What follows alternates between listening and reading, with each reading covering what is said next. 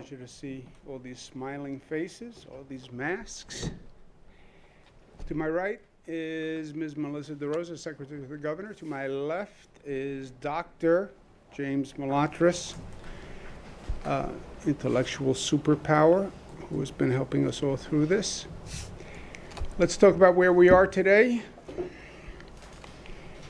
Today is day 130. Feels like just yesterday that we started with COVID. No, it doesn't. We have good news, bad news. It's like every other day of the past 130 days.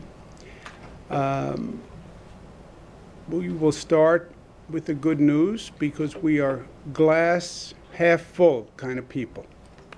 Right, Marcia? The good news is number of hospitalizations is 841.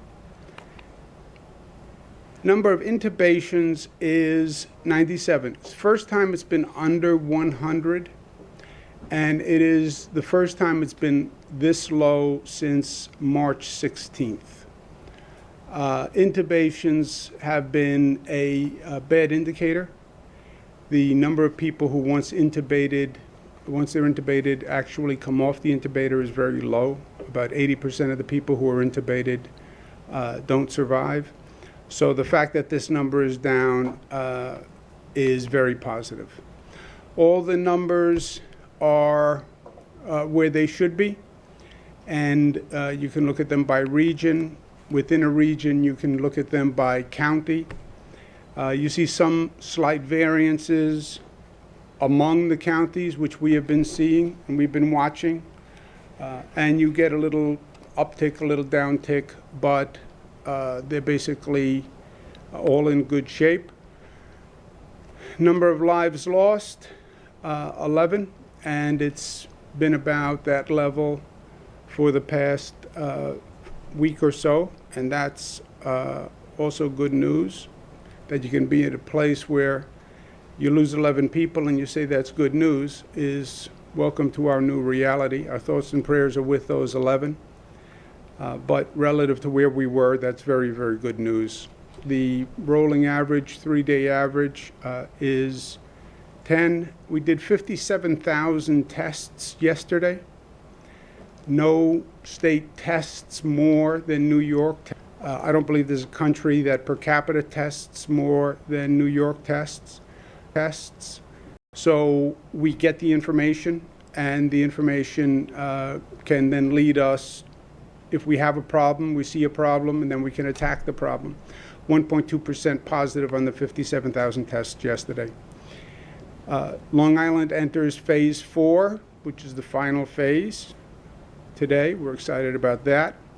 But as I've said every day for the past 130 days, we're making progress because we're acting smart, and we have to continue to act smart, because if we don't act smart, you'll see those numbers change quickly. Bad news is everything around us, frankly. Tale of two cities, my father's speech. We now have tale of two different kinds of states. 36 states are seeing an increase in the COVID infection rate.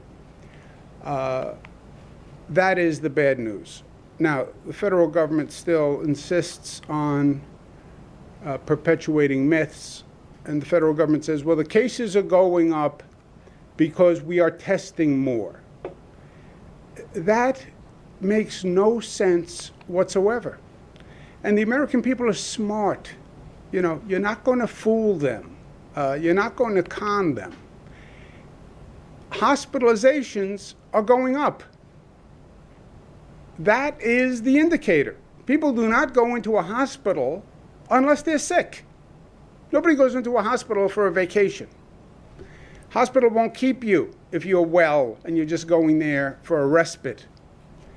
The hospitalizations are going up because more people are getting sick, and that is undeniable. And you see it in states all across the country. You look at the numbers in Texas. They're afraid they're running out of hospital beds. Florida, you're seeing a tremendous spike. Some hospitals, they're out of ICU beds, which is a really frightening situation to be in. We've offered help to all these states, whatever they need. Florida has said that they might need some assistance from us. Whatever they need, we will provide. But you see the same story all across these states. Now, it's bad news for them. It's bad news for us as Americans. It's also bad news because it threatens our situation. We understand this because we've lived this already. We had that spike because the virus went from China to Europe, and we now understand that the planet is small, and a virus anywhere has to be considered a virus everywhere. Well, it's only in China, it's only in Italy, it's only in Spain. Yes, until it gets on a plane, and then it's in our backyard, which is exactly what happened. January, February, March, 3 million people came from Europe, and they brought the virus, and that's why New York had the spike that we had. We are expanding the list of states that are quarantined. New Jersey, Connecticut, and New York are acting in unison. We have a formula where if a state is above a certain infection rate, then it is on a quarantine list, and 3 more states are now over that threshold because the infection numbers in these states are increasing. Total is 19. The airlines have agreed to hand out forms on the flights coming into New York, where on that form it will ask you where you're coming from, where you're staying, and we need you to quarantine. New Yorkers know New York State has proven 2 things as a fact. We know what works, and we know what doesn't work, right? We have results in New York. We've lived this. We were the laboratory. And we know that smart, data-driven approach worked. We brought down the curve. New Yorkers did it. We're now in reopening, different regions in different phases. But you have numbers. You have proof. You don't have to guess. It's no longer a question of theory. I think this, I believe this, well, maybe this. Look at the results. Look at the numbers. This chart, United States is the red line. And that red line is going up. Look at the lines on the bottom. That's EU, that's Canada, that's Australia. They are all down and basically flat. So the infection is not increasing. And then compare that to New York. New York, we were higher than any of them. We had a situation that none of them had. Because that virus came from Europe and nobody told us, we had that initial spike.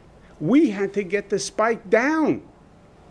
Those other locations just had to make sure the infection rate didn't increase. We had an added burden. We had to first bring down the infection rate, which we did. And then we had to keep it down, which we are doing. None of those other countries started where we started.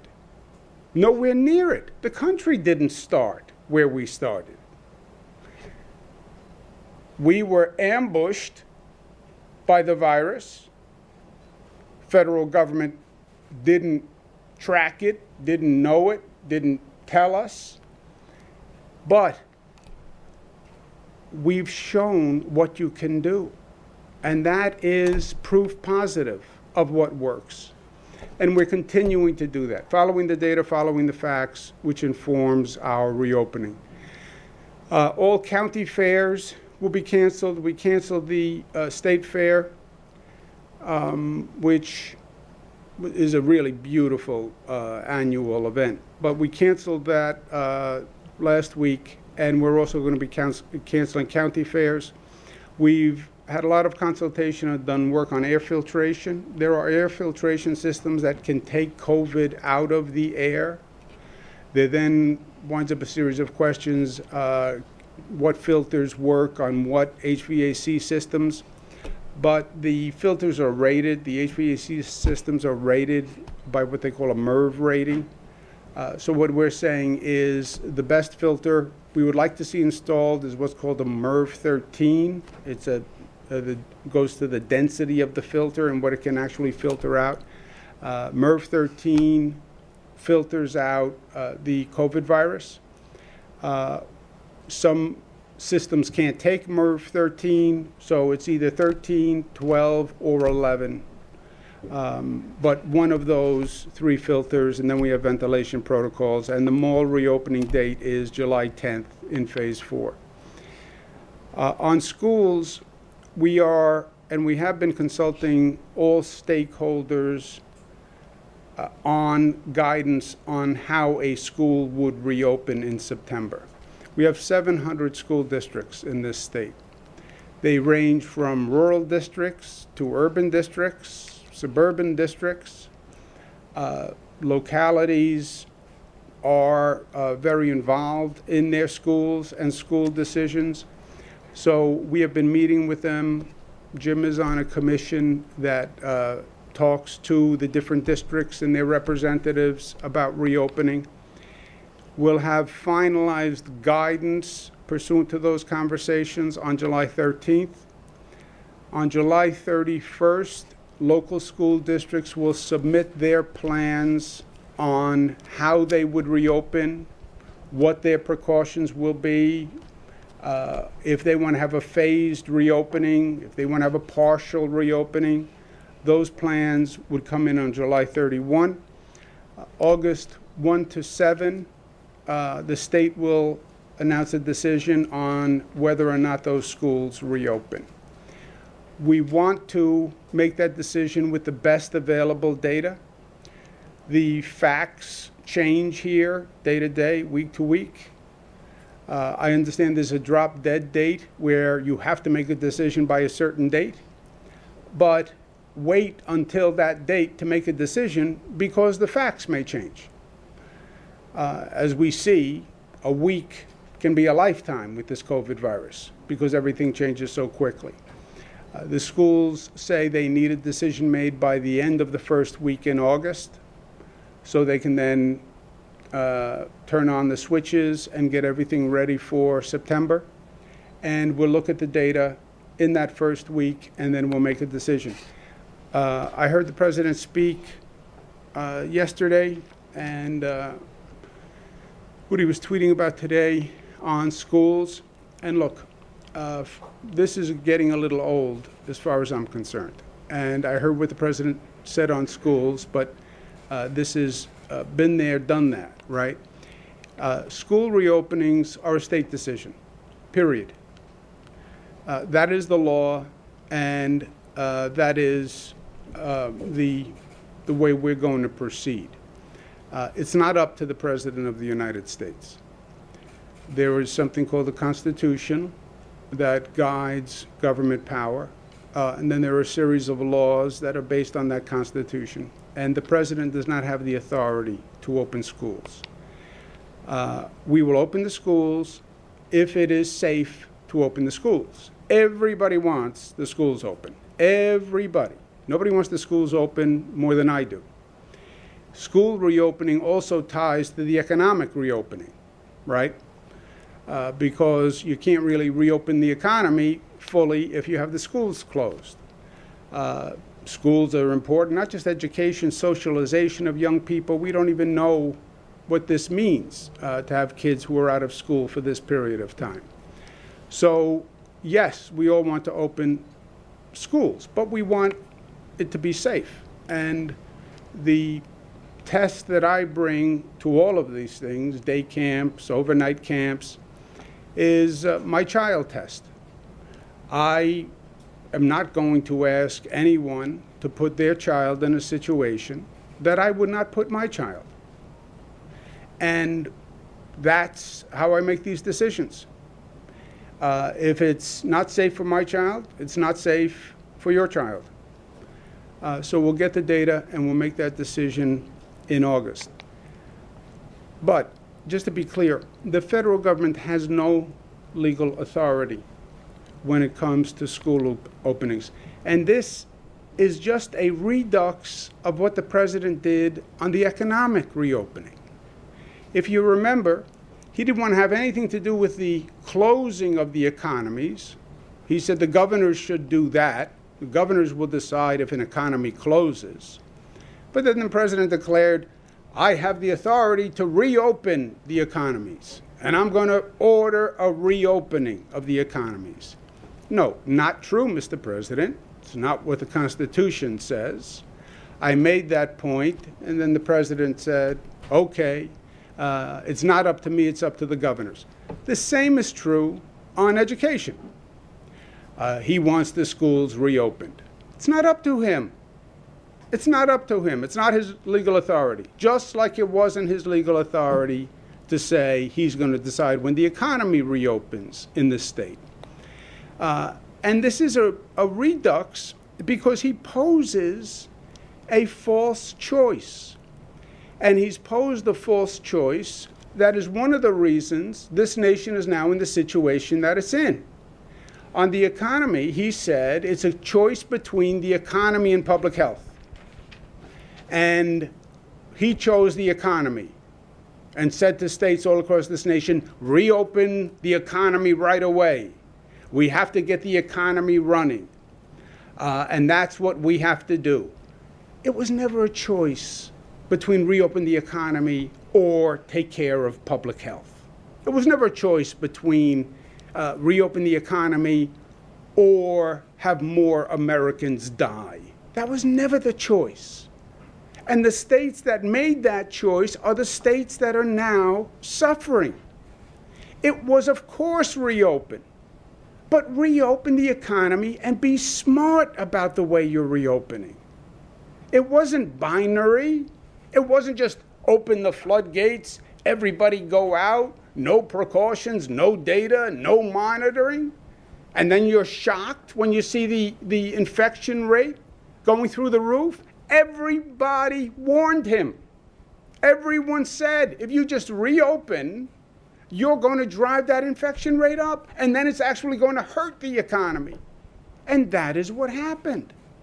His premise is now the same thing with the schools. Open those schools, open those doors. His own CDC puts out guidance on a semi-intelligent way to reopen the schools. He then says, don't listen to the CDC. I disagree with them. Oh, really? Do you know, Mr. President, better than your health experts how to protect the health of students? Do you really want to disregard children's safety? Do you really mean that when you say that? And it's not a choice of open the schools or not open the schools. Of course, open the schools, just like everybody wanted to open the economy. But be smart about it. Look at the health guidance. Make sure children are protected. Have precautions. Do the testing. Monitor what happens. This has been the story throughout this COVID crisis. New York has proven what works. There's no theory here. There's 19 million people. We had the worst situation on the globe, and we took certain steps, and we know what works because it has been proven in the laboratory called New York, and you cannot deny the results. Testing worked. How did we get into a situation where these other states don't have testing in place? It's been 7 months. 7 months we've been talking about this. And you have states where people are waiting online 8 hours, lines miles long to get testing. We talked about overwhelming the hospital capacity. We talked about ventilators. We talked about emergency hospital beds. We talked about that when this first started. And now you have states that are saying their ICU beds are filled. Yes, if the infection rate goes through the roof, you're going to overwhelm your hospital system.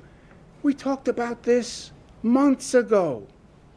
We talked about having contact tracing in place, and now the state's saying they don't have contact tracing in place, they can't get it together. States are running out of PPE. We talked about PPE 6 months ago and planes going to China to pick up masks. We talked about having a phased reopening based on data, monitor, and when you see the data says it's safe, open up a little bit more, do the calibration. And we talked about masks. New York State, first state in the United States to mandate masks. Look at the numbers. The projection model that the White House uses, the Gates-funded IHME model, shows, extrapolating from this now increased infection rate, an additional 15,000 Americans die by October. An additional 15,000 Americans die than they had projected. Well, what changed? The spike in the infection rate changed. So when they extrapolate out, based on the infection rate increase, another 15,000 Americans die. Wear a mask. IHME says 45,000 more people will die if they don't wear masks. Think about this. If a mask order is not in place, 45,000 more deaths.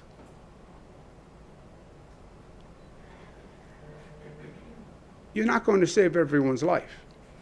I get it. I've struggled with it for 130 days. But how can you lose a life when it was totally preventable?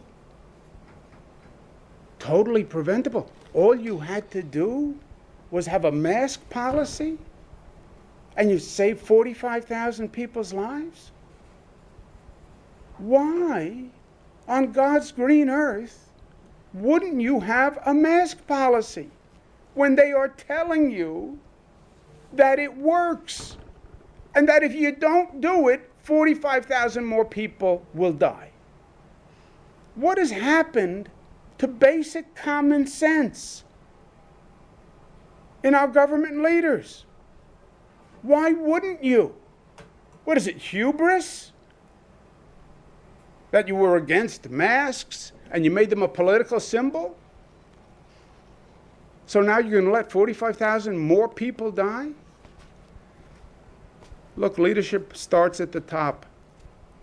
Sign an executive order, wear a mask, follow the science, follow the data, stop dividing people, stop playing politics. Inspire the nation to act as one. I wear a mask for you, you wear a mask for me. That's what you're supposed to do as president. That's what you're supposed to do as a leader. And this is not about politics. It's not about who gets elected and who doesn't get elected. This is far more important, this point in history. When they look back at this point in history, the decisions we make will determine how many people live and how many people die. And that is not being overly dramatic. And that's not being rhetorical. These decisions decide how many people live and how many people die. Period. And that's why this is more important than any other time that I have been in public service, in any other position. Never was it as clear the consequence of government's actions. Never was it as clear how important government is and public service is and the decisions that are made. You're talking about thousands of people's lives, tens of thousands of lives. That's why, thank God, we're in a state that is New York tough and smart and united and disciplined and loving. Questions? Governor, you said that the different school districts need to submit their plan by July 31st. Today, Mayor de Blasio and his chancellor said they have their plan, which is cohort learning. An example is 2 days on, 3 days on, alternating. Do you accept that as their plan, or do they need to resubmit by the end of the month? What is your No, they can plan? submit a plan. The plan will be reviewed, and then we'll accept or deny the specific plan, or ask for alterations on the specific plan, and then make a global decision as to whether or not any school district will reopen, and that will be the first week of August. Your follow-up question should be, or if I were you, my follow-up question would be, because I'm really just a frustrated journalist, the next life I'm going to be on the other side of the table, and I'm going to be a terror. You think you guys are terrors, because I am an educated questioner. The follow-up is, could you have different decisions in different regions on August 1st? Or is it just a global yes or no? That's a great question, and I'm going to duck it, but that would be a great question. My actual follow-up question, though, is, based on today's data, does the New York City plan work? You are not deciding today.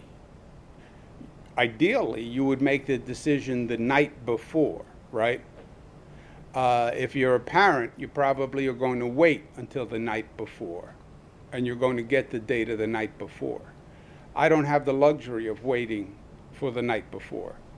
Our institutional systemic drop-dead date is the first week in August. So we will make that decision the first week in August. And if you say we're opening schools first week in August, then how do you open schools? Could there be a variance by region? Yes, because you have different infection rates by region, right? We know that. That's why we had a phased reopening on the economy. So would you apply that same logic to schools? You could. You could have a differential of infection rates, and therefore a differential in how schools reopen. But your trajectory has been going down for weeks, health data. Given that, doesn't the New York City plan at least seem, today as we sit here, to be a credible plan? No, because I'm not going to say, today does not determine credibility. And you're right, our numbers now are going down. We're also looking at quarantining 19 states. You see the infection rate going up all across the country. You do see some troubling signs in New York, the mass gatherings, Fire Island, Manhattan. So are we comfortable where we are today? Bad question. We're not comfortable. But are we where we were hoped to be? We're actually better than we hoped to be, right? You look at those numbers, we're better than we hoped to be. We had expected an increase upon the reopenings, just by the simple reason you're increasing activity. You must be seeing an increase in the infection rate when you're increasing activity. So I actually expected an increase that we have not seen. That's good news. Could these other states be bringing in an infection? Yes. Could the mass gatherings be spreading an infection? Yes. Could we see the numbers go up next week? Yes. Could the fact that these regions are now going into phase 4, more activity, could that bring up the infection rate? Yes. Could the fact that the traffic is way up in New York City, bridge and tunnels, subway numbers? Yes. Subway ridership is way up. Bridge and tunnel traffic is way up. Could that raise the numbers? Yes. So we have to see. What's the drop dead date? First week in August. And then we'll make a decision first week in August based on those numbers.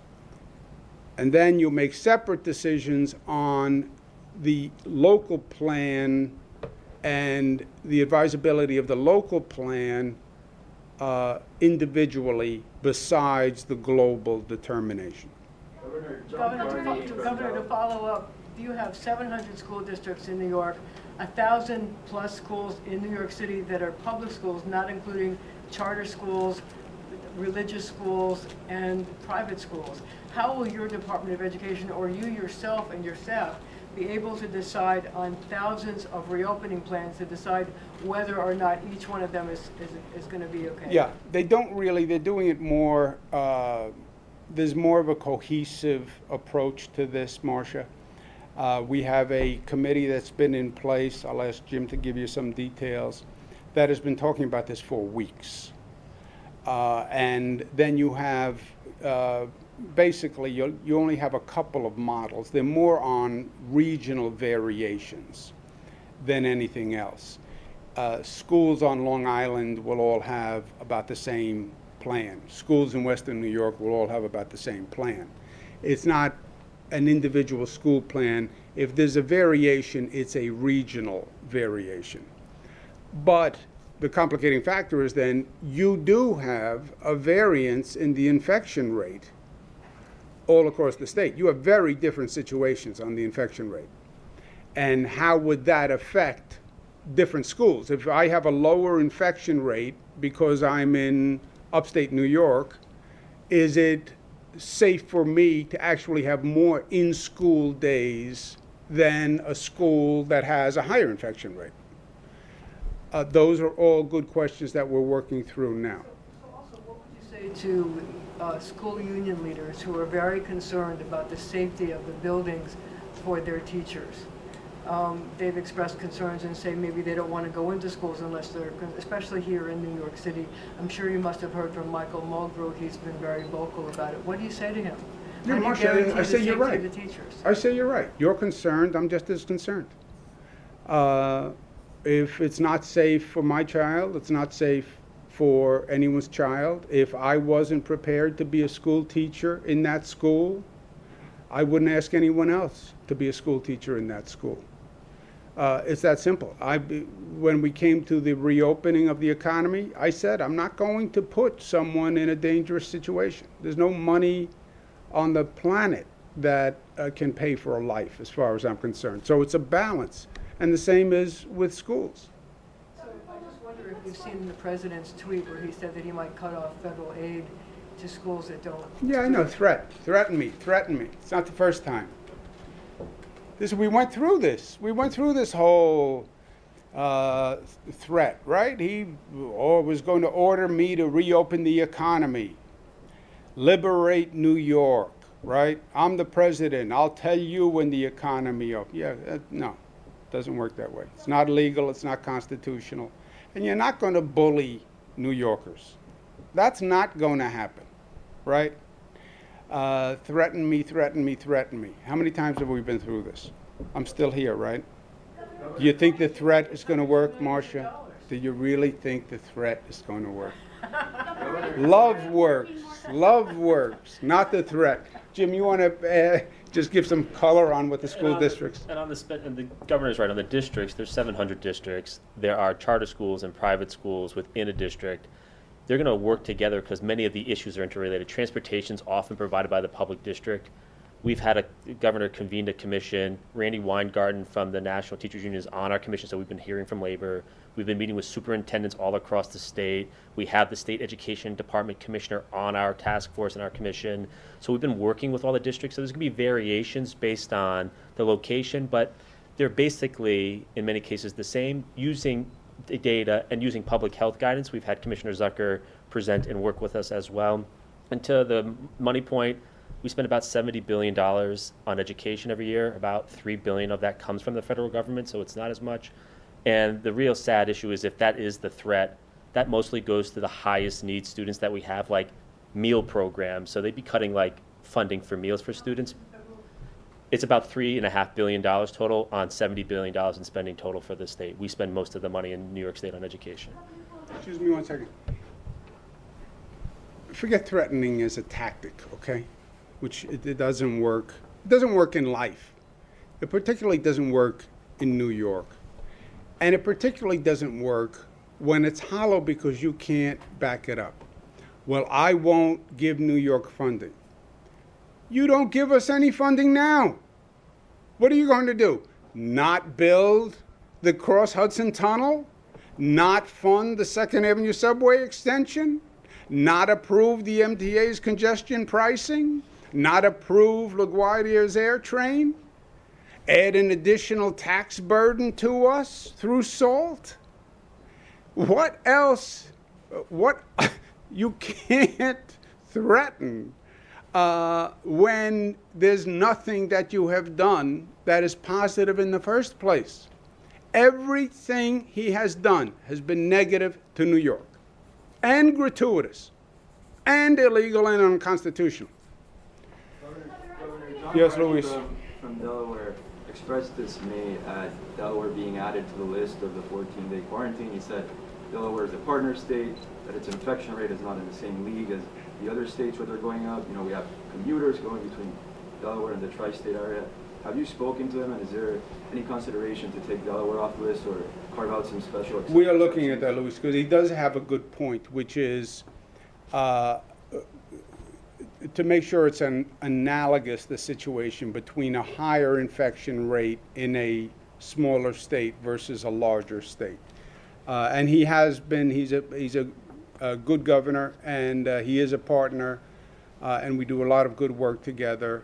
So there was nothing personal about it. It's just a formula, and if a state goes over that formula, but I understand his point, and we're looking at it. Did you want to make a comment? No, I would just add on top of that, as the governor said, there's nothing personal about this. And there are certain states, like, for example, Vermont has a blanket quarantine. Anybody who comes into Vermont today has to do a 14-day quarantine when they enter. And so this is something that we did in partnership with New Jersey and Connecticut based on metrics that we believe determines and can accurately predict what the infection rate is in these states. And so Delaware is a great working partner. We're on calls with them, you know, twice weekly, and we will continue to talk to them. But just remember, in context, there are a lot of states around the country that have done blanket quarantines for anybody coming in, and so there's nothing personal.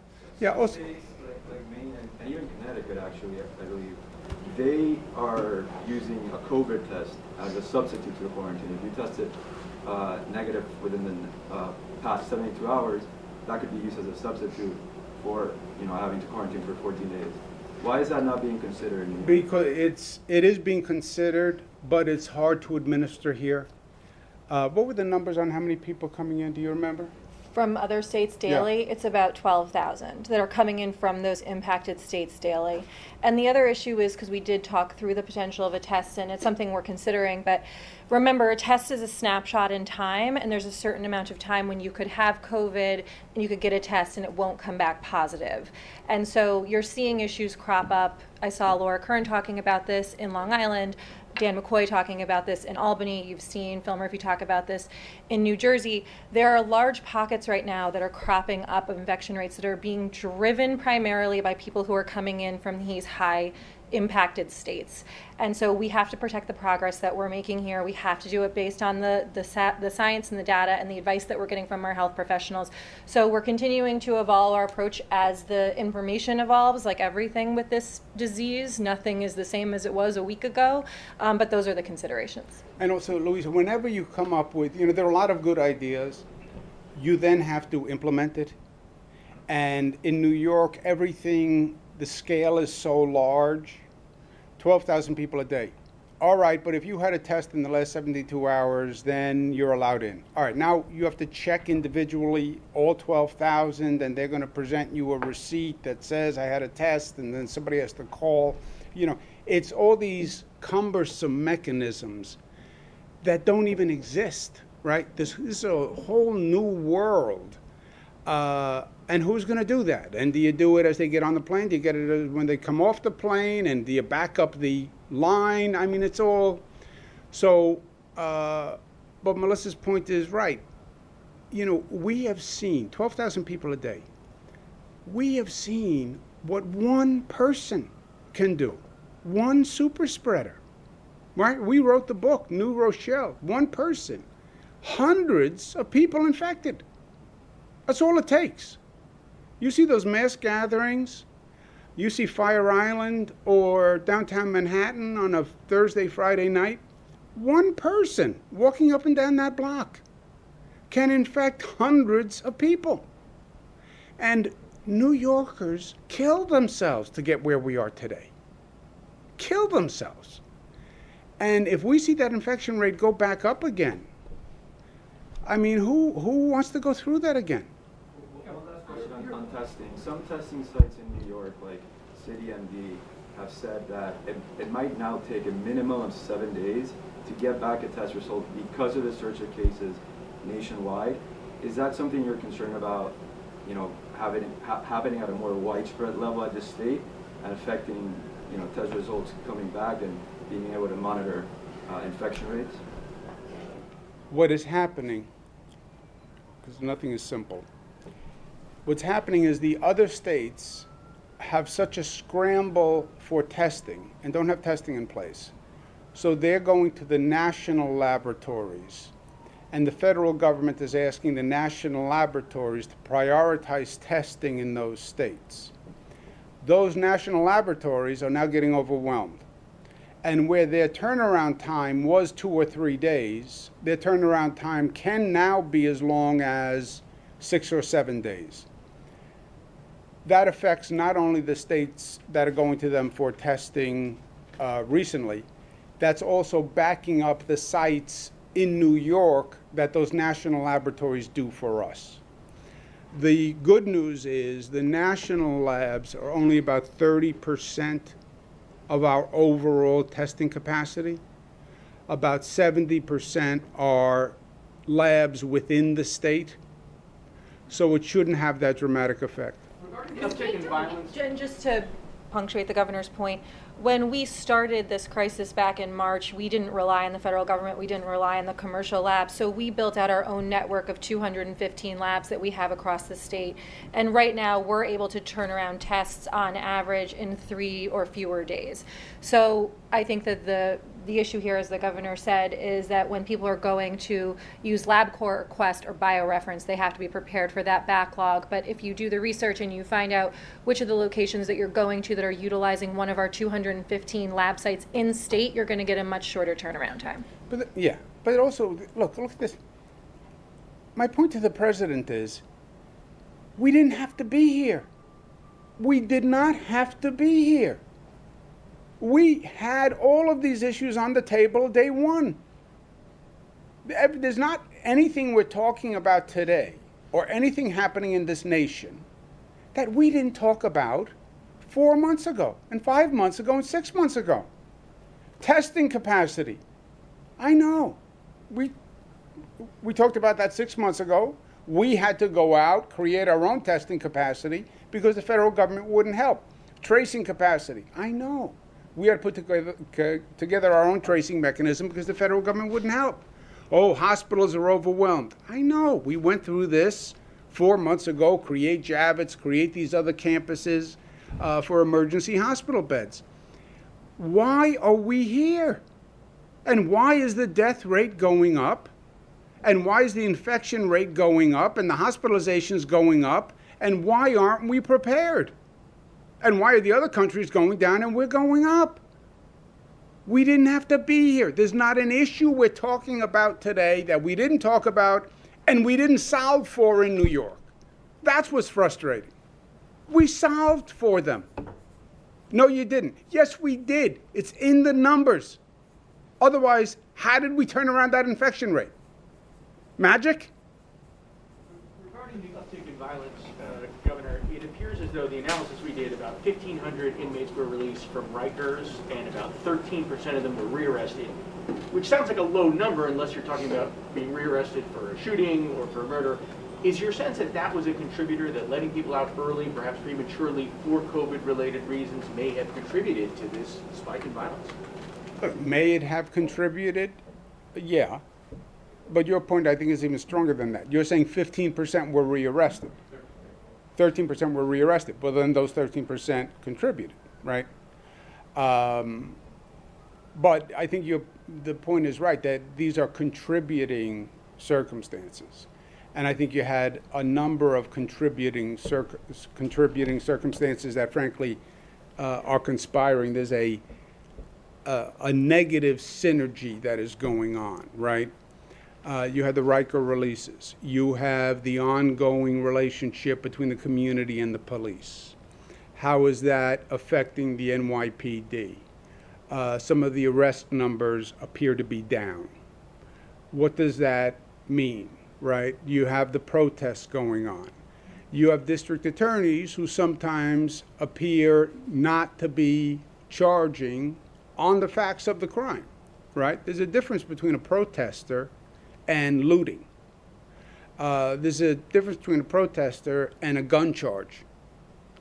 And prosecutors have to enforce the law, right? Not political opinions. So I think there are a number of contributing factors.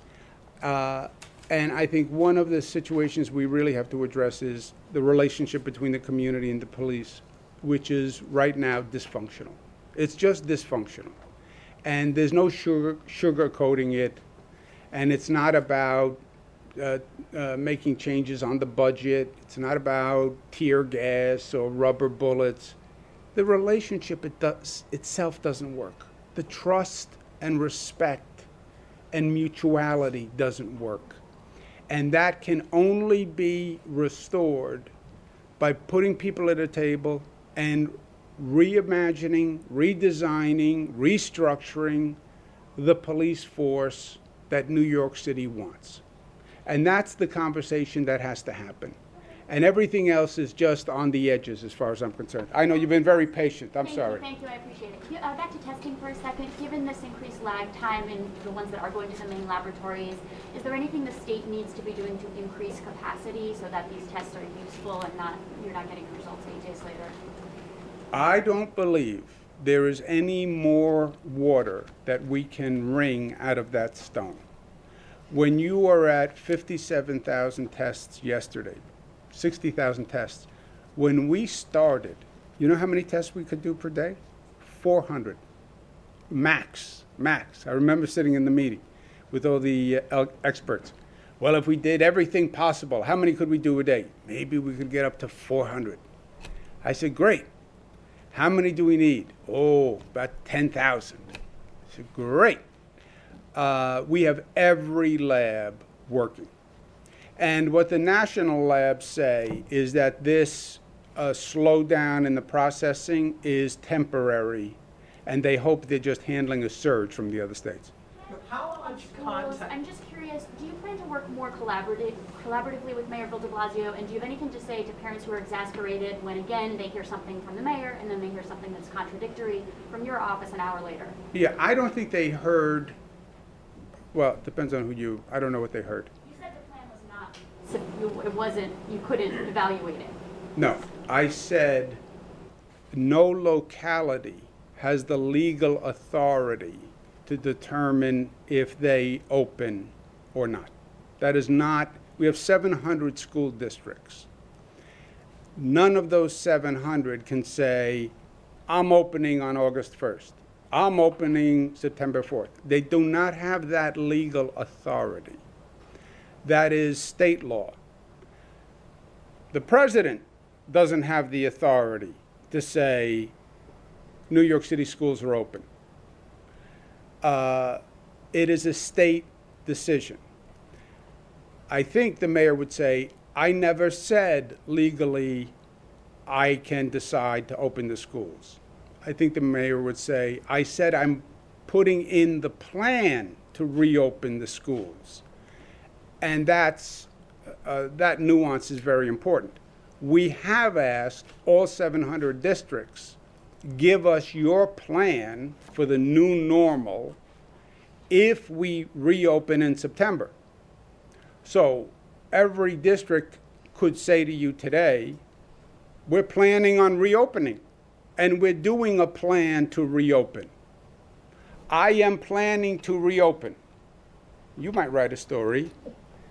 Oh, Cuomo said today he's planning to reopen. I am planning to reopen. I did say that. Are you reopening? I don't know. Well, you just said you're planning to reopen. Yeah, we're coming up with plans if we decide to reopen. I think that's the variance between what the mayor said and what I said. It did cause confusion But technically, it's correct. I'm putting in a plan to reopen. So then, can you say how much contact? I mean, you've said that you've had this committee that's been meeting for weeks about reopening. Over that time, how much contact has the state had with New York City's public Oh, schools? regarding significant. It's the biggest of the 700. I think it's the biggest single. Largest in the country. Yeah. So then, how much of this plan that was submitted by the mayor today, I mean, how much of it is any of it a surprise to you? And what does it say about going forward, since they have at least submitted a plan already ahead of the deadlines that you've set out? All 700 plans are going to be reviewed through a number of lenses. Marcia's point was right before. The unions have very strong feelings about the safety of the teachers. The health officials have very strong feelings about the number of children, the number of cohorts in any one situation. The environmental people have questions about cleaning protocols, air filtration systems, etc. So that conversation is ongoing now. But there are many eyes and many perspectives that look at those plans. What Can about you private talk schools? about the Attorney General's? How would private schools fit into this? Would they be more like colleges that present Sure. their individual plans, or like? They would be public part schools? of this process where they would submit a plan, whether you were private or a charter school. Like I said before, in many cases, the larger public school district will work with these schools because transportation, for instance, is something that the public district provides to private schools. So you need to work those sort of issues out, right? Because the private school might be on a different schedule than the public school come to September. That's the plan. So how do you work those issues out? So there's co-location issues between charter schools and the traditional public schools. All those things have to be worked out. So the districts have to work together with each other. And what we're trying to do as a council, and what we're doing with the State Department of Health and the State Education Department is, in those cases where it's not happening, we want to make those things happen in those districts because you have to look at it in its totality. And to the governor's point with New York City, the plan was just submitted today in broad strokes. We've been talking to all of the districts, but you have to see what the details of the plan are, and you have to see maybe some of the facts on the ground change by August, which will necessitate a difference of opinion based on the health and science that we see at the time to necessitate changes among all the plans, right? So I think that's what the governor's saying. We have to see where we are in August, which may take tweaking all across the board. And would this include like a Governor, will religious you school? require like air a Catholic filtration school? systems? Let him just finish 1 second. Go ahead, Zach. Would say a religious school or a yeshiva, would they have to submit individual plans? How would they fit into We this? would want to see the individual plans, just to particularly see if they're following the guidance that the state will be putting out, especially in the safety and health protocol that will be put out by the State Department of Health, social distancing, how are we treating lab space, how are we treating cohorting of students, and all those issues that have been raised in the past, because we want to maximize the protection of our students as well as the teachers and other educators in the building. Yeah, let me just make one other point. I see you, I promise. On schools, none of us have ever been here before for the past 130 days. We're all trying to figure out the best way to do things in this very complex environment. Schools, well, people want to know if the schools are open in September. I understand that. I understand it. Parents talk to me too. We're doing everything to be ready in September. We very much want to open up schools in September. We very much want children back in school. If anybody sat here today and told you that they could reopen the school in September, that would be reckless and negligent of that person. It would be negligent. You don't know what the infection rate is. You don't know what else is going on. And you decided at a much earlier time when you actually had to decide. As I said, if you're a parent, you decide the night before. And that's what parents are going to do. They're going to turn on the news, and if they see that virus spiking, and they see the numbers going up in New York, they're going to say, I'm not sending my child. So August 1 is the deadline.